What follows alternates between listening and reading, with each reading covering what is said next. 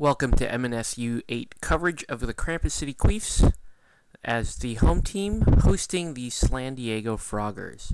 The Queefs coming in at a record of 1-1-1, team value of $860K. You can see the inducements here on the screen, and this is set up. So the Queefs coming off a loss, actually a tie against the Vampire team. Meanwhile, San Diego coming in off a 2-1 win at GameX over the Justice Bamazons. So the Queefs win the coin toss and they elect to receive, which is a little unusual. However, that means that the San Diego will be the kicking team, and you can see me setting up there. Here comes Jake with the Krampus City offense. You can see that he put all three of his journeymen on the line there. You've got the one War Dancer at the top sort of center of the screen and the throw in the back. Here comes the throw, and I believe we have changing weather as our initial kickoff, and so not much to do there. Actually, I'm sorry, this is blitz, so this is my free turn here. So I'm moving some defensive players into position. I actually decide to throw a blitz here against the lineman on the wide, and as I'm moving in, I actually trip over and fall. So I fall over, and this becomes Jake's turn one. So here he goes with his turn one. Bringing first thing he does is he brings an elf into position and starts a little blocking up front there, backing up his journeyman. Picks up the ball, swings it towards his left side there, makes the quick pass over to the other elf, who is now into Frogger territory. So he now has to protect this cage on that side. We see his cage is moving along just fine, and he's got some protection. He's in a sort of half cage there, using the sideline as protection. Now he's got 3 points of his cage fully assembled. When he has a turnover, he falls over, stuns himself on the top center of the screen there. So it's my turn. I start to bring some frogs around this side. I'm going to pan the camera over here so that we can see what's going on. And so I've got one frog out there just to sort of stop advancement, and here comes my blitzer off the backside. Now with jump up, that makes the blitzers very important for this sort of thing. So I've got the back end there covered with the blitzer, and I decide to leap in front of the ball carrier. Actually, that's not a legal leap. It looks like it was a little too far, so I moved it up there to the top part of that Y. And I'm bringing some more frogs into position.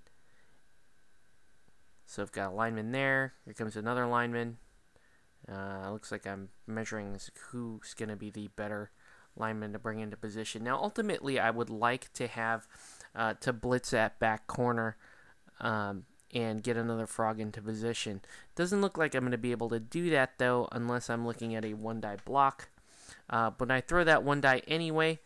Throw the skull, re-roll that, and that gives me a push. So now I've moved his cage up a little bit, and it's not the best thing because now I have a frog on the sideline along with his Wood Elf lineman also on the sideline. The catchers come in. They've got things pretty well locked up. Now the important part there is the blitzer that's in the center of that Y. So I have the blitzer in the center of the Y. I don't know if he is going to try to knock down that blitzer or not, but here comes the back of the cage moving up, and he's starting to surround my cage in an effort to start moving stuff out of the way. So he throws the blitz. He actually hits the lineman that was on the sideline there. Doesn't manage to injure him, though, so he ends up in the reserve box. So I kind of got away there with the lucky one, and his blitz is gone this turn. So kind of curious to see what he wants to do. What he decides to do is actually a crazy dodge. It's a 3 dodge. I turn it into a 5 by trying my diving tackle, and as you can see there, he rolls the 5. So twice so far this year I've been able to use diving tackle, but to no avail. Twice players are just dodging out of my -2 for the diving tackle. Now you'll notice the blitzer there that just got marked by the Wood Elf. He's kind of in the center of the screen there. Number 26 Armadillo Tadpole. And I should note that I don't have my charger on the camera at this point. We're just sort of letting the camera go. I get some double coverage in. The idea is to try to get a blitz on the ball carrier with Armadillo. So Armadillo is waiting for some things to transpire so that I can get him into position. Looks like I stun a Wood Elf there on the line of scrimmage. I get a catcher back, and I'm already starting to plan for success here when something tragic happens. What actually happens is I try to leap out of the way. Armadillo goes down and he dies. Even with the Apothecary reroll, he's still dead. So much for number 26 Armadillo Tadpole, 130k down the drain. So I lost some footage here between after that death. The battery kind of ran out. But what will happen is Krampus City will come in for the score, and that will leave me 4 turns to score. I actually pull off a 2-turner and then hold them off for the end of the first half. So we end the first half tied 1-1, although it's looking kind of bad for me right now because I've just lost one of my star blitzers. So here comes the second half. Alright, so second half begins. I'm going to be receiving this time around. You can see Krampus City is back with the 3 journeymen on the line there. I set up in kind of an asymmetrical format. As you can see, I've got somebody set out all the way in the back there. That's number 84, Binka Gronwil. Now, she has the Hail Mary pass, and that's the reason why I set her back that far, even though I know the catchers can catch and move the ball upwards. The kick is good. The roll that we get is brilliant coaching. That ends up with Krampus City getting a free reroll. And you can see me working the top of the screen there with my 1 blitzer. We've got a elf lineman down. I'm trying to figure out whether or not I want to carry this ball back. So what I do is I actually pick up the ball with number 81, Lorrainian Toadlinson, pass the ball backwards to Binka Gronwil because I'm trying to set up my Hail Mary play. And the Hail Mary play is actually not a typically used play in Blood Bowl. However, the Frogs make the best use of it, mainly for the fact that their catchers have diving catch. So you can see I've got 84, the catcher there, the very top, the back corner of the field there, and I'm just trying to draw in the Krampus City defense. Now Jake is smart. He knows what I'm trying to do, and he's not really buying it. So he sends a guy back there to mark the front catcher. And he's just kind of whittling around with his War Dancer. I think we're going to get into a blocking fight here to see who can stick around. Looks like the War Dancer is going to do a little bit of trickery and get to that back line, although he is still marked by a lineman. Here comes one of the journeyman, that plastic human that Jake is using as someone we call the Gipper. That's an injured elf lineman that went down to Edge 3. So the joke is that he went down to Edge 3 and, got really depressed. He put on some weight, and so now he's about human size, and they call him the Gipper. Kind of an inspiration to the team. So that's kind of the joke, and that's why we're playing with 1 unpainted miniature. So anyway, now Jake is trying to get back at my ball carrier, and I put a lineman in front of him there, and I think I'm okay. I'm watching my spacing, but again, you have to be careful with the Wood Elves because they can just cover so much ground even without their catchers and with only 1 War Dancer. Now you can see there I took a journeyman off the field. It looks like I KO'd a journeyman. I'm going to attack another journeyman, put him down, and looks like this time, once that ruling is down, you can see that I've rolled and I made an injury. I roll the injury, and sure enough, I kill that journeyman. So eye for an eye, I kill a journeyman, but I think they got the better of the deal, killing one of my star blitzers. So anyway, here comes the rest of the play. The Wood Elves are trying to make their way back there. You can see that War Dancer kind of just about ready to get back there. He looks like he's planning for a couple of different routes of attack. So he sends a lineman back. Then he's going to kind of figure out if that War Dancer can get back there. Now, it doesn't look like the War Dancer can actually get back there, and even if he did, it'd be kind of a mess because I've got a couple of players in the way there. So he's figuring it out. There's some more discussion coming from the other side of that event. And here comes a lineman who goes for it and then blitzes, puts the catcher down and stuns the catcher. What happens is the ball ends up right there in his hands, facing the end zone. So he's one square away from scoring. He's getting his War Dancer in position, and he's marking my lineman back there.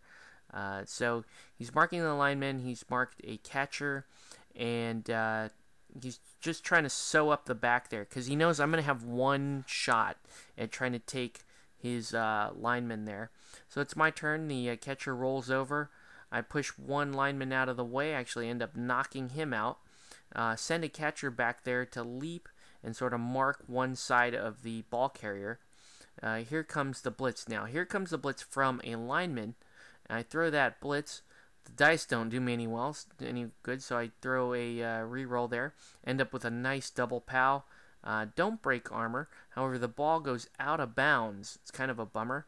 And then gets thrown in basically back in front of the Wood Elf. So, I might have saved the touchdown there, but really I only bought myself some time. Okay, here's what block there. Okay. Oh, no, not the Gipper. Oh! How many double skulls do I have to throw? Yep. You can't take the Gipper down. And no, you're all right. Okay. That's how many? I'm just going to show this. 2. Picking up the ball. All right, so I had to show that live QQ. A lot of double coconuts I threw this game, and there isn't a game of Blood Bowl unless I'm pissed about dice rolling. So that's me showing how bad that was. What Jake did is he ended up picking up that ball and just walking it into the end zone. So he's now up 2-1. There are about 4 turns left in the second half. So I'm starting to get a little nervous here. San Diego has not yet lost a game, even though we do have one tie this season. So here's me setting up my offense. Jake goes back. He actually has to put some actual players on the line this time. He's got the Gipper there in the middle of the field, and I've got still the similar setup as what I had before, but I'm a little bit more in a hurry up. You can see that the on the wings I'm playing a little closer to the line of scrimmage. There goes the ball. It looks like Jake had some perfect defense, but he didn't really move around too much. So now here's me working up, just trying to get some advantages in the front line. This is mainly because I know he's got a few players out. He has a knocked out player, he has a dead player, and I believe he had another injury happen.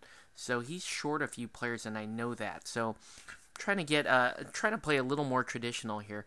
Not often do I have a numbers advantage on the field playing frogs, but against Wood Elves with their low armor, it's bound to happen. So I've got the ball there with number 81, Loranian Todlinson, right in the center field. Got a cage going. Was able to throw some decent blocks there. Looks like Jake is trying to figure out how he wants to attack this. So here he goes. He puts the blitzer down in the backfield. And not much happens. He's got the War Dancer in position. And he's bringing a lineman around that weak side there to kind of try to plug me up. Throws another block, puts a lineman down with the Gipper.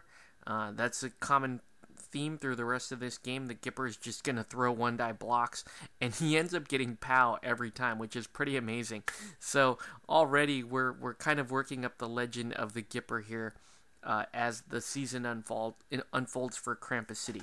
At this point, I'm trying to figure out if I can make a play downfield. It doesn't look like I've got enough personnel, but I'm going to make my break anyway. So I make a leap, a dodge. I've got the blitzer there downfield. You can see 81 towards the bottom of the screen, and my hand trying to block the rest of the play. but as you can see, not much is going on. I have 2 players there, and I've got a very vulnerable catcher. Now, what's going to happen is Jake is going to move his War Dancer all the way back, throw a blitz, and I get incredibly lucky here because he throws a defender stumbles, and I happen to have dodge on number 81. And he throws a reroll, and it ends up being the same couple of arrows. So I'm actually surviving at this point, and now Jake is trying to contain me. Well, actually, no, he did not knock me down. He actually rolled a 1, it looks like, and ended up with a turnover. So Jake got a turnover downfield. No, that can't be right. No, it looks like, sorry, he's just not getting any good rolls or any good dodges here. He uses his bribe because he tried to foul there with the Gipper, rolled a double, and nothing happened there. Anyway, the ball is still there in the number 81's hands. So number 81 is just going to do a simple leap and run into the end zone for the tie score. So the score is now tied. There's Jake has got about 3 turns to try and score. Actually, no, he's only going to get 2 turns. I'm sorry, because I'm looking at the turn marker there at the far left. So I have to play a little bit of defense here. And playing defense against Woodies when they've got 2 turns to score is a risky proposition. So you can see I have to play kind of shallow here. I'm favoring one side because I'm actually hoping that I can funnel him in between where those catchers are clustered there and my strong wing there on the right side of my field. That would be bottom left to you. Here comes the ball. Throw that directly. I kick the ball directly to the catcher. You can see it. I'm sorry, the thrower. It doesn't bounce too far away. And now Jake has to try to figure out how to get somebody downfield. First thing he does, picks up the ball, hands off to the War Dancer. War Dancer is going to scoot right and then come down the, looks like not quite the sideline, but yeah, he does end up right in Slandiego territory on the sideline, and he's got a half cage formed. Now, normally, this is a pretty safe play, but again, I should point out that we're dealing with frogs, and if there's one thing frogs know how to do is they know how to bust cages. You can see the Gipper there, throws a 1-die block, again puts the frog on the ground. He'll be doing that for the rest of the game, so the Gipper is pretty awesome. Alright, so now I'm going to get some containment around his half cage. So I've got a catcher upfield, blitzers moving into position, moving another catcher upfield, and I'm trying to get my open side here, because now, as you can see, there's nobody, there's one wood elf on the line there that nobody cares about, but everybody's now invested in this play. There's only a few models that are too far to really do anything. As you can see, I'm bringing all personnel down, because this is really it. This is do or die. I have to play a prevent here. Throw a frog into the middle of that, and I throw a 1-die block. I'm sorry. Yeah, it looks like I throw a 2 uphill. Managed to push the ball carrier, which is the War Dancer, into the crowd, which is pretty crazy. And that ends up injuring the War Dancer. The ball gets thrown in, and you can see off the throw-in, it's a huge deviation. It goes all the way back into the back center of the Krampus City side of the field. So it was almost effectively a turnover and a punt for my part. And that's just a bit of luck I needed to hold Jake off here to a tie. He's going to pick up the ball and consider throwing it, but he doesn't. At this point, it's too late in the game. He doesn't have anybody downfield far enough to score. Now you're thinking about that lineman there that's got a catcher, and he's in between a catcher and a lineman, but I sew that up fairly quickly here towards the end.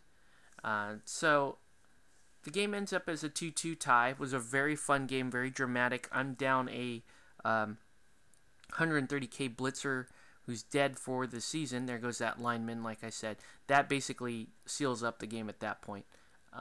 But yeah, my team value is going to go all the way back down roughly to about 1 million where we started at the start of the season. So it's really interesting. You play 5 games with San Diego. They're still technically undefeated, but just barely over 500 on win percent because we're at 3 wins and 2 ties. So we're still behind the Scarizona Cardinals at 2-0 and the Snitchburg Squealers, my brother's team. So looking forward to playing Snitchburg. This game was a great game, and Jake played a very strong game. Looks like we both got a little hurt on the die rolls there towards the end. He had that critical throw in, and this one's going to end as a tie. So thanks for watching, and we'll catch you on the next one.